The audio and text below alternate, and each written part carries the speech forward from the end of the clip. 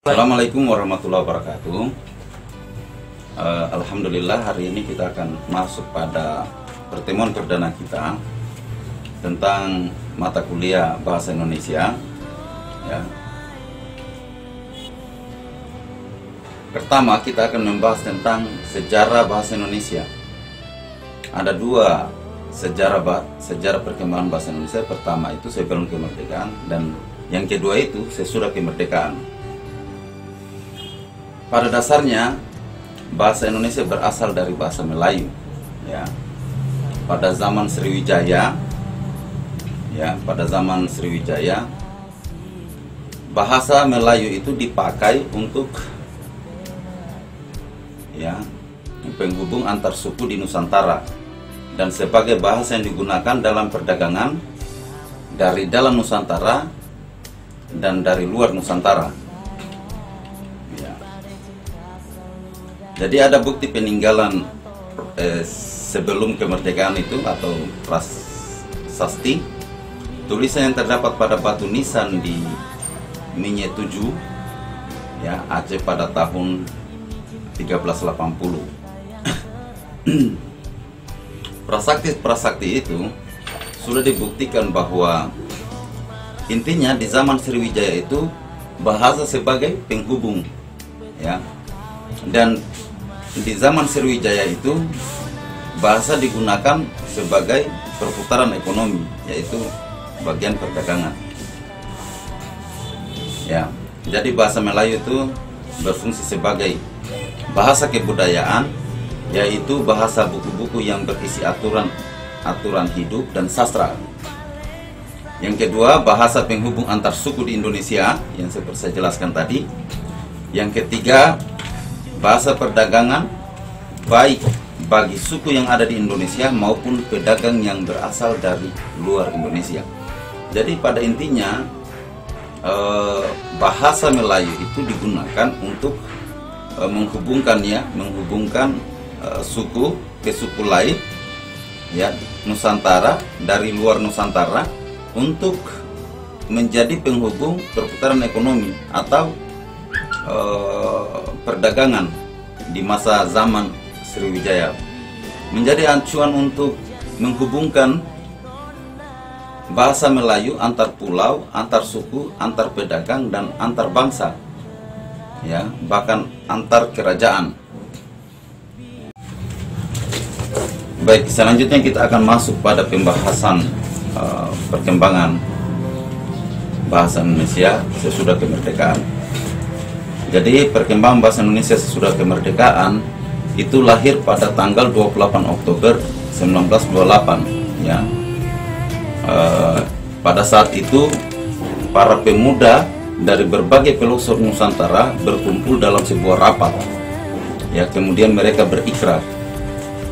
Nah, jadi ikrarnya itu adalah, kami putra dan putri Indonesia mengaku bertumpah darah yang satu, tanah air Indonesia. Kedua, kami putra dan putri Indonesia mengaku berbangsa yang satu, bahasa Indonesia. Ketiga, kami putra dan putri Indonesia mengaku menjunjung tinggi bahasa persatuan, bahasa Indonesia. Ikrar para pemuda ini kemudian dikenal dengan nama Sumpah Pemuda, ya.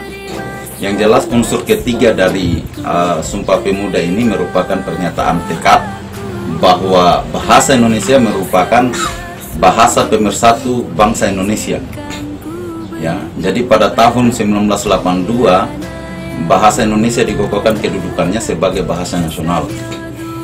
Jadi untuk menghubungkan seluruh pulau, antar pulau, kemudian lintas kedaerahan, bahwa kedudukan bahasa Indonesia sebagai bahasa nasional memiliki fungsi pertama, bahasa Indonesia sebagai identitas nasional.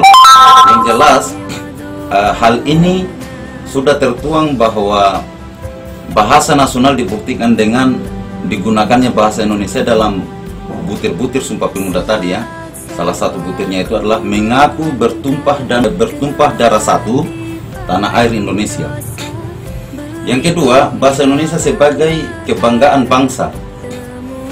Jadi kedudukan kedua dari bahasa Indonesia ini sebagai bahasa nasional dibuktikan dengan masih digunakannya bahasa Indonesia sampai sekarang ini, ya. Jadi serentak ya penggunaan bahasa Indonesia itu setelah diikrarkan sebagai bahasa Indonesia yang satu, maka bahasa Indonesia kemudian menjadi kedudukan kebanggaan bagi bangsa Indonesia itu sendiri. Selanjutnya, bahasa Indonesia sebagai alat komunikasi. Bahasa Indonesia sebagai alat komunikasi, kedudukan ketiga ini berdasarkan bukti bahasa nasional dengan digunakannya bahasa Indonesia dalam berbagai media komunikasi. Misalnya saja buku, koran, acara pertelevisian, siaran radio, WhatsApp, dan lain-lain.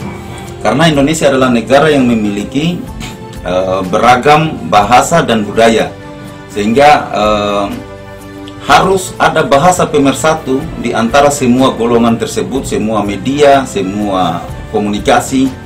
Jadi memang harus ada satu bahasa yang betul-betul dijadikan pegangan kita, pegangan bangsa atau masyarakat Indonesia untuk berkomunikasi. Selanjutnya, yang keempat adalah bahasa Indonesia sebagai alat pemersatu bangsa yang berbeda suku, agama, ras, adat istiadat, dan budaya.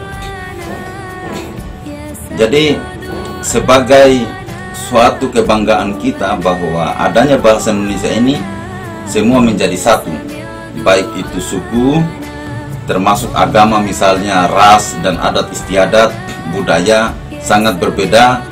Kemungkinan besar bisa terjadi sebuah konflik ketika tidak ada pemersatuan komunikasi, yaitu bahasa Indonesia. Jadi dari kedudukan bahasa Indonesia tadi sebagai bahasa nasional itu memiliki fungsi bahasa Indonesia sebagai identitas nasional, bahasa Indonesia sebagai kebanggaan negara, bahasa Indonesia sebagai alat komunikasi, dan bahasa Indonesia sebagai pemersatu bangsa yang berbeda suku, agama, ras, dan adat istiadat.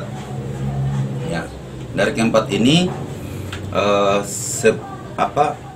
mahasiswa harus memberikan pertanyaan tentang pembahasan kali ini sebelum kemerdekaan dan sesudah kemerdekaan.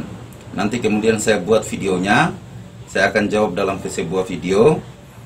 Ya, jadi pertanyaannya itu dimulai dari sekarang. Berikan berikan pertanyaan di kolom komentar. Ya, saya kira jelas ya. Baik, fastabil khairat. Assalamualaikum warahmatullahi wabarakatuh.